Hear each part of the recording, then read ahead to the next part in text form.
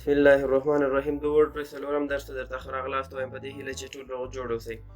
په تېر درس کې ما تاسو ته ویلي وو چې څنګه کولی شئ د ورډپریس ډیشبورډ ته لاګین شئ او څنګه کولی شئ د ورډپریس ډیشبورډ څخه لاګ آوټ شئ، او هم ما تاسو ته ویلي وو چې څنګه کولی شئ خپل ویب سایټ وګورئ. هیله ده چې په هغې درس پوه شوي یاستئ. د نن ورځې درس کې به تاسو د ډیشبورډ د چاپیریال په اړه زده کړه وکړئ. د درس د پیلولو څخه مخکې دوستانو که چیرې چینل ته نه وي راغلی، چینل درسره سبسکرایب کړئ تر څو زما هر یو درس تاسو په خپل وخت در ورسیږي. یو مهمه خبره ده چې تاسو باید په ذهن کې وي، موږ خپل د ورډپریس ویب سایټ اوس لپاره په ویب سرور باندې پوسټ کړی.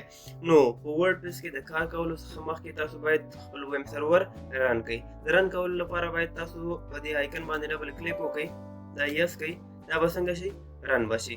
لږ ورته انتظار وکړئ تر څو پورې چې دغه آیکن شین شي. کله چې د ویب سرور دغه آیکن شین شو نو د دې مطلب دا ده چې ټول سرویسز څنګه دي رن دي، یعنې تاسو اوس کولی شئ چې د خپل ورډپریس د ویب سایټ څخه استفاده وکړئ یا اډمن ساحې ته یا ډیشبورډ ته یې لاګین شئ. ډیشبورډ ته د لاګین کېدو طریقه خو ما تاسو ته په تېر درس کې هم ښودلې وه. د هغې لپاره به تاسو څه کوئ، خپل براوزر ته به راشئ، د هغې وروسته نیو ټیب، په نیو ټیب کې به تاسو لوکل هوسټ ولیکئ، سلش به واچوئ. د سلش څخه وروسته تاسو به د خپل پروجیکټ یا د خپل ویب سایټ نوم ولیکئ. په دې ځای کې ما خپل پروجیکټ ته ورډپریس نوم ورکړی او نو زه څه کوم، ورډپریس لیکم. د هغې وروسته بیا سلش، بیا به تاسو اډمین ولیکئ، انټر به یې کړئ. تاسو ته به دا صفحه راخلاصه شي. په دې ځای کې به تاسو خپل یوزر نیم ولیکئ. زما یوزر نیم اډمین و او په لاندې ځای کې به تاسو پاسورډ ولیکئ. له هغې وروسته لاګین بټن باندې کلیک وکړئ. دا ستاسو د ورډپریس ویب سایټ ډیشبورډ دی. دا په چپ اړخ کې چې تاسو ته معلومیږي دې ته څه ویل کېږي، دې ته سایډ مینیو یا سایډ بار ویل کېږي. په دې کې ډېرې خبرې دي، انشاءالله په راتلونکي درسونو کې به موږ وایو. نو هر کله چې تاسو لاګین کېږئ تاسو ته به د ډیشبورډ صفحه راخلاصېږي. دلته په لومړي سر کې لیکلي کسټمایز یور سایټ. کله چې تاسو په دې باندې کلیک وکړئ تاسو ته یو بله صفحه راخلاصېږي. په دې شکل باندې تاسو ته یو صفحه راخلاصه شي چې له دې نه تاسو کولی شئ ډېر په اسانۍ سره خپل ویب سایټ کې تغیرات راولئ. دا ستاسو ویب سایټ دی او هم له دې نه تاسو کولی شئ تغیرات پکې راوړئ.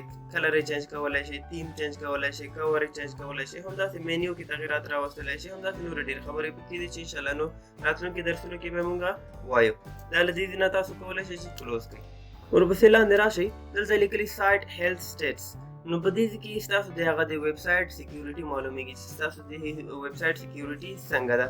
د دې لاندې یو بله برخه د لیکلي اټاګلینس. په دې کې تاسو ته ښایي چې ستاسو په ویب سایټ کې څومره پوسټونه دي، ستاسو په پوسټونو باندې څومره کمنټ شوي دي او ستاسو په ویب سایټ کې څومره نورې پاڼې پکې دي. یعنې دلته اوس یو پاڼه د یو پوسټ دی او یو کمنټ ورباندې شوی. د دې لاندې برخه کې لیکلي دي د ورډپریس هغه ورژن تاسو ته ښایي او دلته کوم یو تیم چې ورباندې اپلای شوی ده یا کوم یو تیم چې ورباندې فعاله دی، انسټال دی، نو هغه تیم نوم تاسو ته ښایي چې 2020 دی. د دې لاندې یو بله برخه ده چې لیکلي اکټیویټي. اکټیویټي کې تاسو ته ښایي چې کوم یو پوسټونه تاسو کړي او کوم کمنټ ورباندې شوي دي او په دې کې هم تاسو کولی شئ چې هغه تعداد یې وګورئ. ښه اوس راځو دا بلې برخې ته. په دې کې موږ سره کویک ډرافټ دی او ورډپریس ایونټس اینډ نیوز دی. په دې برخه کویک ډرافټ برخه کې موږ کولی شو چې یو پوسټ اوس ځان سره ولیکو خو سبا ته یې پبلش کړو یا سبا ته یې پوسټ کړو. نو دې کې به تاسو ټایټل یا هغه عنوان لیکئ او په لاندې برخه کې کنټینټ یعنی نور د دې عنوان لاندې چې نور کوم لیکنه ده هغه تاسو کولی شئ او ځان سره یې سیف کولی شئ. د دې لاندې ورډپریس ایونټس اینډ نیوز دی. د ورډپریس له خوا نه چې کوم یو خبرتیاوې خپرېږي هغه په دې کې موږ ته معلومیږي. موږ یې کولی شو ډېر په اسانه سره دلته معلوم کړو او ولولو. که چیرې په دې کې کومه برخه تاسو نه غواړئ نو تاسو یې کولی شئ چې لرې کړئ. سکرین آپشن باندې کلیک وکړئ. زه نه غواړم چې د ورډپریس ایونټس اینډ نیوز ما ته راشي او زه نه غواړم چې اکټیویټي ما ته وښیي. نو تاسو دا بېرته بند کړئ، لاندې برخې ته راشئ، ګورئ هغه لرې شوي دي ورڅخه. د بیرته راوړلو لپاره راشئ، سکرین آپشن باندې کلیک وکړئ، دا ټیک مارک ولګوئ، نو دا به بیرته تاسو ته راښکاره شي.